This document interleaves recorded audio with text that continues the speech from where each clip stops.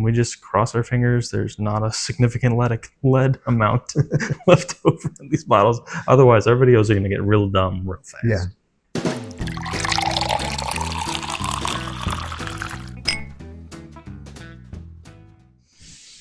Hello, welcome back to Bourbon Theory. I'm Bill. And I'm Josh. And through the magic of video, it is much later than when we actually decanted these decanters. Undecanted and rebottled? Yes, I guess. Decant, whatever. We got the juice out of the decanters, put it into regular bottles. Yes. And so, couldn't help myself. It's one of my favorite bourbons of all time. So had to give it a try. We do have some cork pieces floating in here. Yep. That's okay. The one we were doing is I decided to do my birth year. So Vermont decanter edition. Vermont decanter, 86.8 proof. That's this one back here. And for this bottle right here. So 86.8 proof. It was barreled in 1963 and was decanted in 1970. So, and then we rebottled it in 2024. That is sticking. That is sticking. Yes, it is. Now this has a nose unlike anything I've smelled before. Really? Yeah. Now, when we did this one, I know what I got on the nose. I didn't get a chance to smell any of them when we were. That's the first. Isn't that the first one we did? I didn't really smell it though. We have to go back to the tape on that one because you did. A touch, not enough for me to remember what it was. So I know what I get off of Old Fitz. What I get off of today's Old Fitz. I'm not getting that. And I know what I got off the nose of that one when we pulled it out of the decanter. What you typically get on Old Fitz is a mint note. Yes. Spearmint in particular. Spearmint, yes. Which you hate spearmint. I do. I don't like it in a gum. I don't like it anything like that. But do you like it in your bourbon? I like it in this, in Old Fitz. No, I'm not getting anything like that. I'm getting a freshness on the nose. Freshness. Trying to pinpoint this. This is I hesitate to say it smells a little stale. I'm not getting that. But it's possible. Obviously, I've never attempted to try anything like this ever before in my life. It's got a great color. It does. I mean, it's got a great color. We'll get that little piece of cork out of there. Oh, I got a bunch of little pieces. Well, it's just one that stuck on the glass. I was able to, as I was swirling it, it stuck up there. I got a family of cork babies living in mine. So, man, I'm having a really hard time with this. It's got a sweetness. It's super sweet. It's super sweet. Caramel. It's there's a mint there to me. There's a minty freshness. There was something that's overpowering it for me. It's there, but it's not the first thing I'm going for a very light sip when I sip it.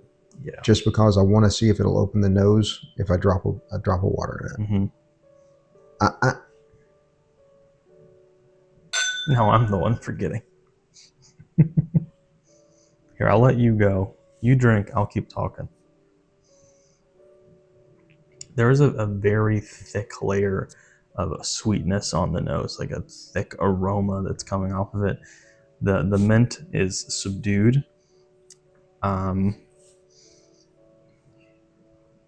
Caramel. Butterscotch. I could go there. That's what I'm getting.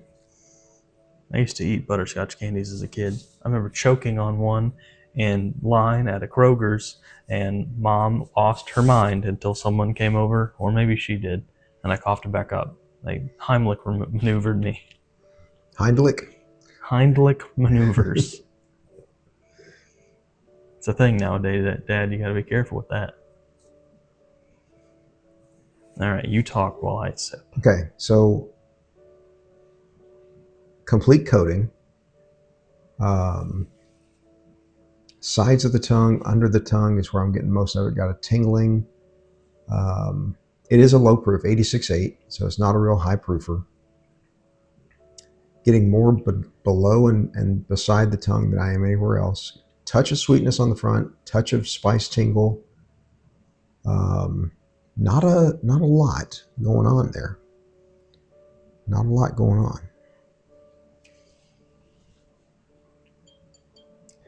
It skipped my mid palate altogether. Yeah, kind of the same thing. And really not a lot of oak either. No, not much at all. Not bitterness, not getting any bitterness off of it. I am just a bit. Just a bit. The mint flavor is there. Yep, the mint zesty. The butterscotch note on the nose does not follow through on the palate. No. It is sweet. Okay, all right. That one drop of water, that butterscotch is there. You were dead on. I mean,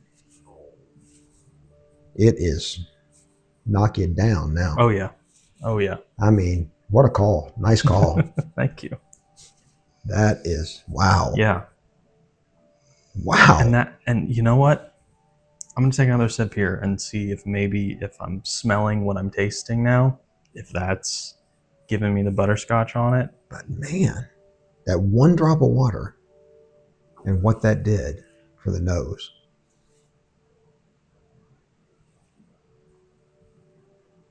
And these are minute pours. I mean, really. Yeah. But man, butterscotch bomb right there. It's there just a bit. Did it mute anything else? The mint flavor is almost gone. It's pushed more into that butterscotch sweetness, like a hard candy. Kind of like when you finish a hard candy and the flavor kind of sticks with you for a little while. Getting that kind of vibe. The oakiness has come through with the water. Absolutely. I was just going to say, and the mouthfeel is very viscous now. It's very thick. With that one, the drop of water thickened it up. It's strange because the first sip I got front palate, sides of the tongue, finish. Now I'm getting sides of the tongue, mid palate, finish. Yeah, it's all on top of the tongue for me now, where it wasn't on top of the tongue before. Yeah, definitely. It faded like around the bottom edge of my tongue the first time through.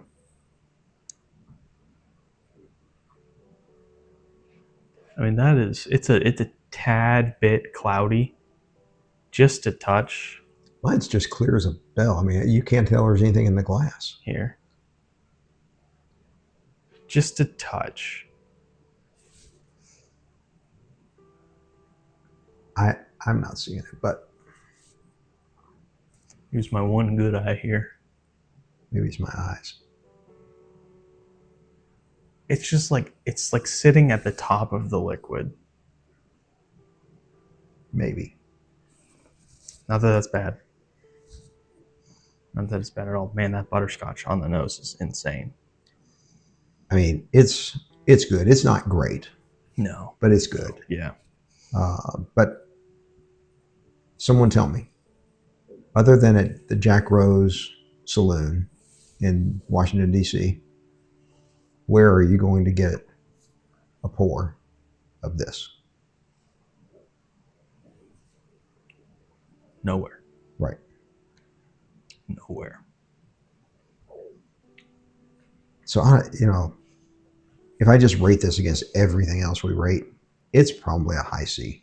Yeah, C+. I mean, if you rate it on what it is and the rarity of it and probably against what it was going against in the 60s and stuff. Oh, I can imagine this release in the 1960s. This is probably fantastic. Yeah. And again, it's 86.8 proof. Yeah. I think it might drink a little hotter. Not much, just a little. Just closer a bit. to 90. Just a bit. No, we're going to have to wait before they try that 100 proofer, but what do you think it's going to be like?